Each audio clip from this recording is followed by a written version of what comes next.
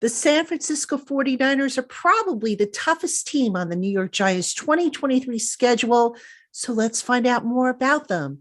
And who better to tell us than Eric Crocker, co-host of Locked On 49ers? That's coming your way next here on the Locked On Giants podcast. You are Locked On Giants, your daily New York Giants podcast, part of the Locked On Podcast Network, your team every day.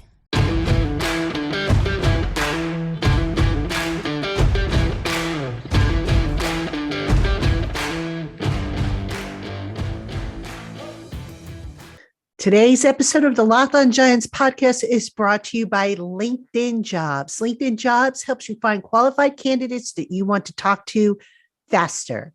Post your job for free at linkedin.com/lockedonnfl. That's linkedin.com/lockedonnfl to post your job for free. Terms and conditions apply. Hello, New York Giant fans, and welcome to another edition of the Locked On Giants podcast, part of the Locked On podcast family, your team every day. My name is Patricia Chaina. Happy to have you, as always, with us on this summer edition of the Locked On Giants podcast. And joining me today for a very special show is Eric Crocker, Crocky, co-host of the Locked On 49ers. Since his 49ers are going to face the Giants in week 3 of the season, and then we're going to talk about it. And then we're going to spin ahead and preview it, even though it's still summer. The 90-man rosters are in effect. The 53-man rosters haven't been set. But still, we can kind of get an idea of how the two teams might match up. So with that said, first, let me welcome you in. Crocky, thank you so much for coming on the program with me. Oh, yeah, anytime. Anytime I have an opportunity to talk up the San Francisco 49ers, I'm all for it. All right, awesome. And the 49ers, of course, a huge game for the New York Giants, facing them week 3 of the 2023 season on Thursday Night Football, coming off that short work week as part of the back-to-back West Coast games. But Crocky, let's get it started by talking about the Giants. So obviously you're knee-deep in 49ers. You're following what the 49ers are doing, but I'm sure you've had an opportunity to look at their schedule, to look at their opponents. So let's start off by talking about which matchup does the Giants present that scares you the most? I'd probably say Daniel Jones' running ability, because, when he takes off, and I want to say he's one of the league leaders in rushing from the quarterback position last year with over like 700 rushing yards. When you have a quarterback who can make plays that is very difficult to account for, it can be very backbreaking at different times in the game. And I know with Daniel Jones, he wasn't the most explosive passer in the league, but if you can offset some of those passing numbers by being able to run the ball and run the ball well when plays break down on, 3rd and long, man, those are gut wrenching. So I would say that's probably the one thing that scares me the most, because you just can't account for that. It essentially turns into 11-on-11 football. And anytime 11-on-11 is happening, I think that favors the offense. Yeah, Daniel Jones, of course, running for a career high, I think over 700 yards last year. Probably a little too much, in my opinion, because I don't like to see the quarterback running as much as he did. But look, if it works and he's not getting hurt, I mean, it is what it is. But all right, Crocky, what do you know about the offseason improvements that the Giants made, and which ones really stand out to you? Oh, right away, you got to go with Darren Waller, being able to acquire him from the Las Vegas Raiders, and just the unique ability that he brings. Essentially, he's kind of built like a jumbo-sized wide receiver. And I know the Giants had signed, the big receiver from Detroit Lions. Galladay? Yeah, Kenny Galladay. And it just didn't work out, or it hasn't, for whatever reason. Don't know exactly why it failed as much, especially with him coming off of the big year playing with Matthew Stafford over in Detroit.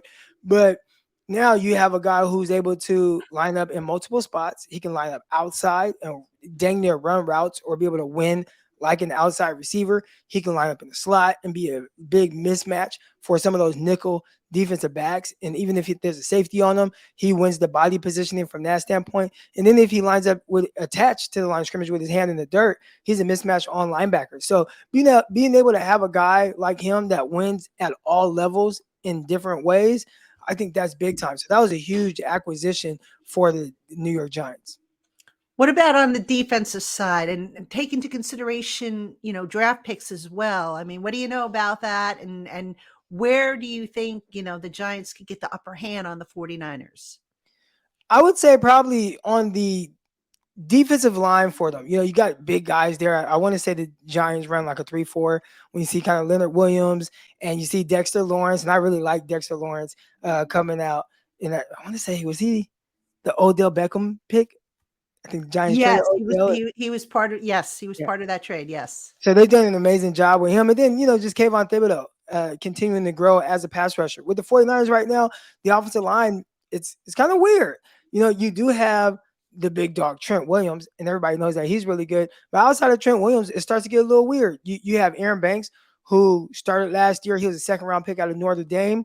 And he's going into year 3. So you want to see if he can continue to take steps in the right direction. But the more you start kind of get to that right side of that offensive line for the Niners, the weirder it starts to get. At center, you got Jake Brendel. I think he started 2 games heading into last season. And I mean, he's like 30 plus years old at the center position. So now they're banking on him being the guy to start all season again. At right guard, Spencer Burford, who was a 4th-round pick out of UTSA. He was an offensive tackle. They're playing him at right guard. He did decent, but he also rotated with Daniel Brunskill throughout the year, which is really weird. You don't typically see that at the NFL level, guys rotating almost like a basketball team, subbing guys in and out.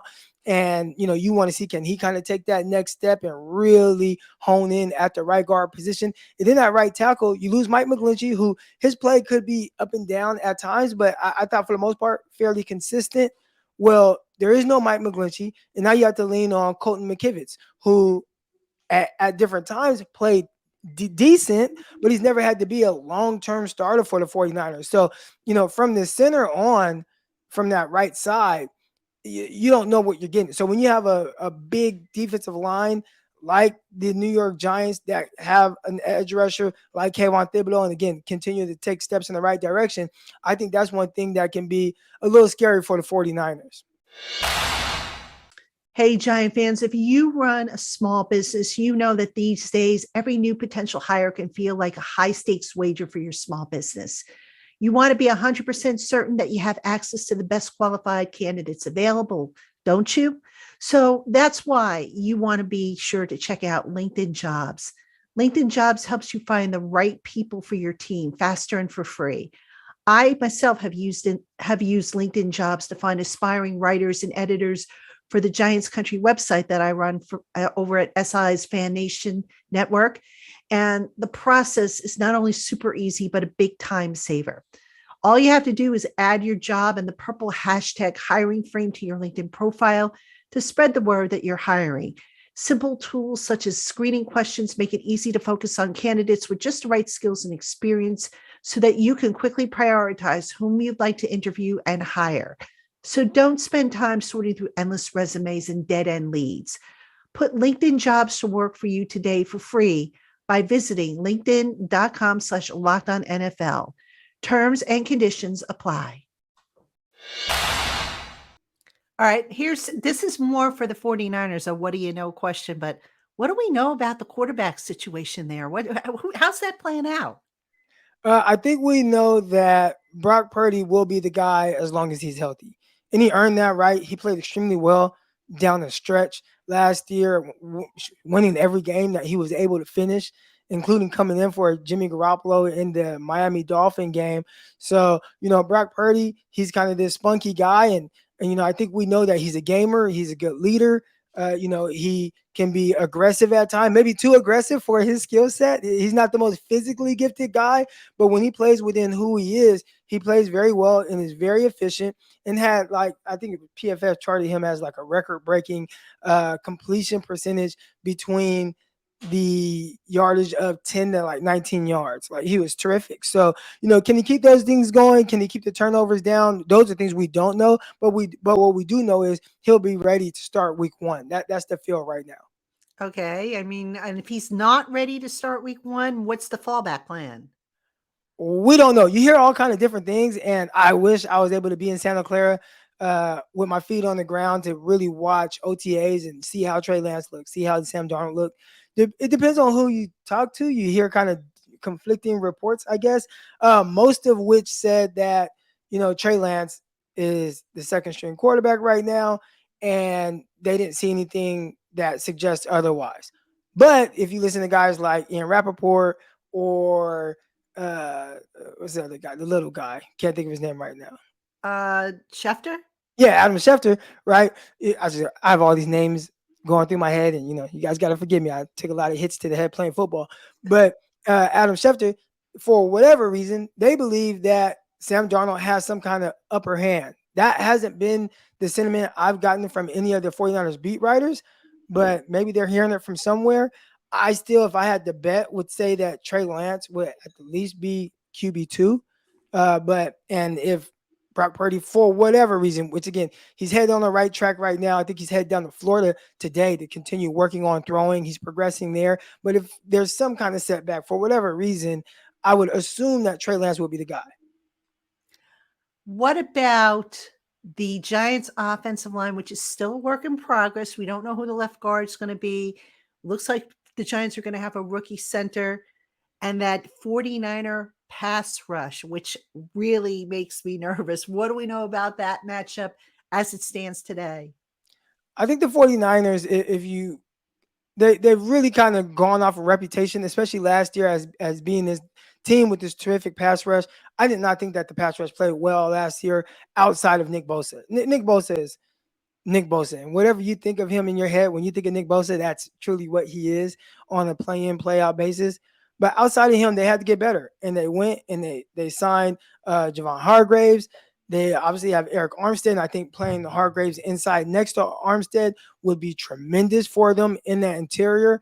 And then opposite him, they got some guys that they're hoping takes the next step, specifically talking about Drake Jackson, second-year edge rusher out of USC. He was a guy that started off fairly well, had 3 sacks in the first half of the season.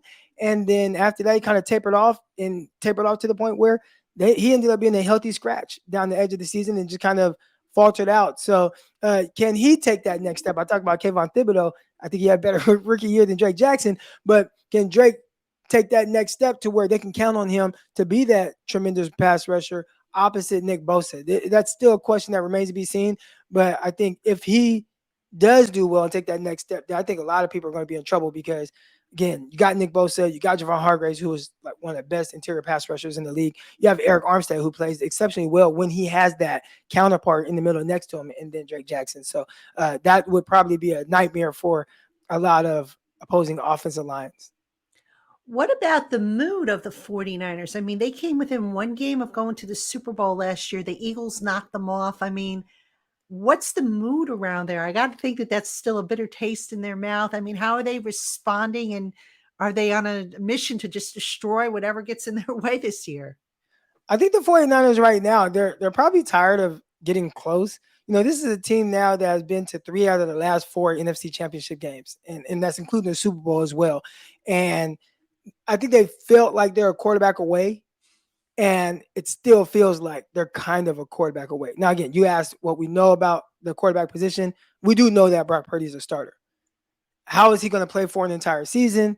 How is he going to be able to, handle it if there's some injuries? I think 49ers were fairly healthy with their pass catching options last year with Christian McCaffrey, Deebo Samuel, Brandon Ayuk, George Kittle. You have all these weapons, and they were there at his disposal. If any of those guys go down, which we've seen all of those guys get injured at some point or another outside of Brandon Ayuk, he's fairly healthy throughout his career.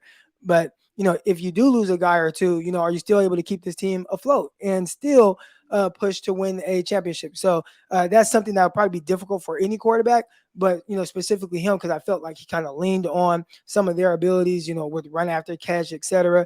So that as far as them, tired of losing that big game. Can they get over the top there? Uh, have getting hurt, or having what they were down to their third and then fourth string quarterback in the NFC Championship game. That is never ideal. Hopefully, they just have a little bit better luck with the health at the quarterback position. Hey, Giant fans, if you're looking for some pants and shorts that offer a good fit, are made of high quality material, and just look good, then you got to check out Bird Dogs. They fit way better than regular shorts that are made of a stiff, restricting cotton. And Bird Dogs uses a special fabric that keeps you cool and dry all day long. My husband absolutely loves his shorts and his pants, and he's been wearing it around the house this summer and also in the yard when doing some yard work. And he always talks about how cool he's kept when he comes in from the hot, humid weather, from cutting the grass or trimming the hedges or whatever it is he does outside. So if he loves them and he's picky about his pants and shorts, I know you will love them as well. And right now, when you order Bird Dogs, they will throw in a free Yeti style tumbler. Just go to birddogs.com/lockedonnfl to get your free gift. That's birddogs.com/lockedonnfl for a free Yeti style tumbler. Check them out, folks. You won't want to take your Bird Dogs off. We promise you. Let's talk about coaching because it's so important. The 49ers have a really good coaching staff. The Giants last year, wow. I mean, what a difference that staff made. So in terms of battle of the wits, what do we know about who has the competitive advantage at this point, do you think? I love Dayball and what he did. He came in, he had a philosophy. I think the biggest thing is, when you have a quarterback like Daniel Jones, so I felt like every New York Giant fan was ready to move off of him prior to last season. And you kind of see Dayball say, you know what, these are the things we're going to do. We're going to keep everything surrounding the run game. And you got Saquon Barkley. He was able to, play most of the season. I think he missed a game or so, right? But he was Barkley. Well, they missed the last regular season game, but that was a coach's decision. So okay, you can't really count that.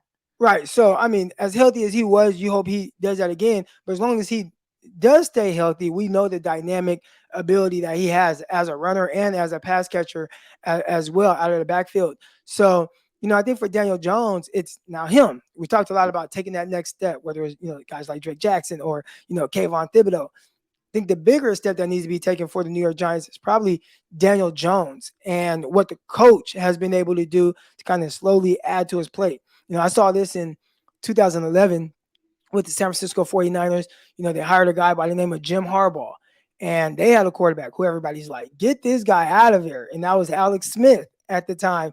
Nobody wanted any parts of Alex Smith. He had been with the 49ers for about 6 years. The play had been extremely down for most of his tenure with the Niners. And then Harbaugh comes in, he has a plan, and they stick to it. And all of a sudden, you see the best football that Alex Smith had played up until that point.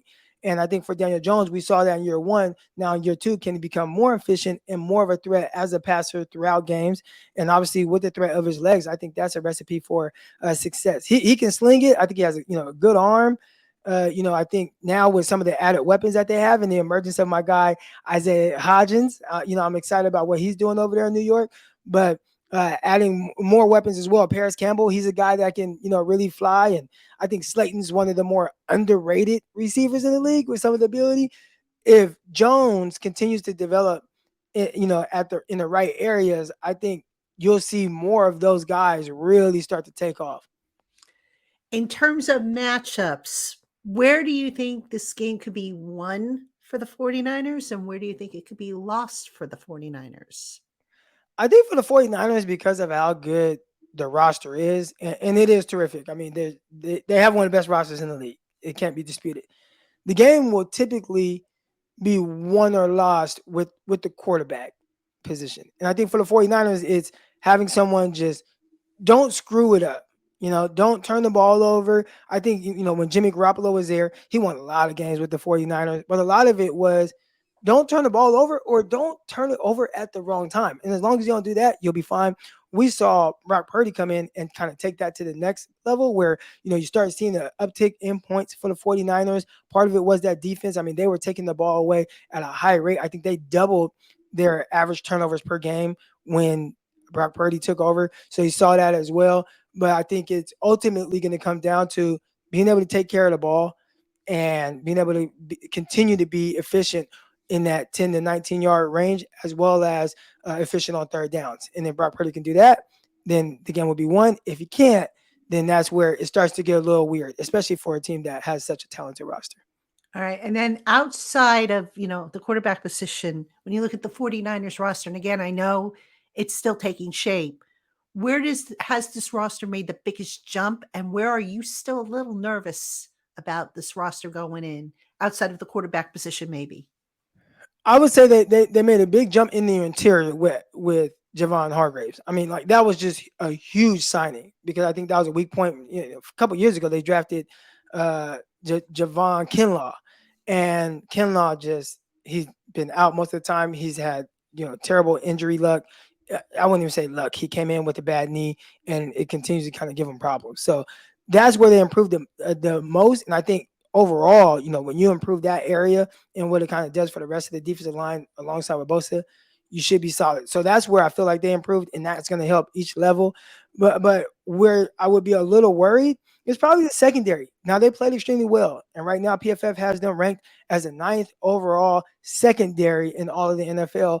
But you have guys they're going to lean on for an entire year, which is Diamador Lenore, and he plays well. He does. But now it's like, all right, you're the guy. And you don't have a guy like Emmanuel Mosley. Last year, it was easy to say, well, Mosley's supposed to be the starter. So anything that you get from Diamador Lenore, it's a plus. Well, now you can't think like that. Lenore has to be good, and he has to play starter caliber football. You also have Talanoa Hufanga, who is a first-team All-Pro. But I think a lot of it was based on how he started the season. He started the season extremely hot, and then kind of tapered down. And then in the playoffs, he played well again. Well, can he play well over an entire season and stop with some of the coverage bust, which we saw in several games? And then you have Tashawn Gibson. He was a guy who was threatening to kind of retire. Am I going to retire? Am I going to come back? You know what? I'll come back and play with Hufanga maybe one more year. Well, he's a little bit long in the tooth. And they did draft Jair Brown in the 3rd round. Can he make some kind of an impact? But again, if there's a place where I was a little worried, it would probably be the secondary. Even though I'm high on them in the sense of what I feel like they are and what they can be, but there's still that kind of question mark with everything kind of coming together. And I didn't even mention Travarius Ward, who was a big-time free agent signing. He played well last year, but Ward was banged up, I felt like, most of the season with hamstrings and different things. So can he stay healthy? So there are definitely some question marks in the secondary. Now, I know you look at a lot of film. I don't know how deeply you started looking at the 49ers opponents, but based on what you know about the Giants, what's the one factor that maybe isn't crystal clear yet that has you nervous depending on which way it goes? I've talked a lot about the quarterback position, but I think this team is going to rely on Daniel Jones really taking that next step. And are they able to run the ball? I mean, the Giants have had offensive line troubles, in years prior. So can they continue to kind of hold it together so that Daniel Jones can be a little bit more confident and comfortable back there to distribute the ball? Can they continue to open up some of those run lanes for Saquon Barkley? I mean, there were times where I watched him in years past where, he's running into a wall as soon as he gets to the line of scrimmage. Can he continue to kind of be creative back there when it's not there? We know he has that type of ability, but I think the offensive line coming together so that the guys behind them can play well. All right, Crocky, it's going to be a fun one. Week 3 of the NFL season, Thursday night football. The Giants really don't do well in prime time, but hopefully their fortunes get reversed because I'm tired of staying up late and then having really nothing to talk about positive. So Yeah. we'll have to see how it goes. It's going to be a fun one. I want to thank you for coming on with me. He is Eric Crocker, co-host of Locked On 49ers. Make sure you check them out.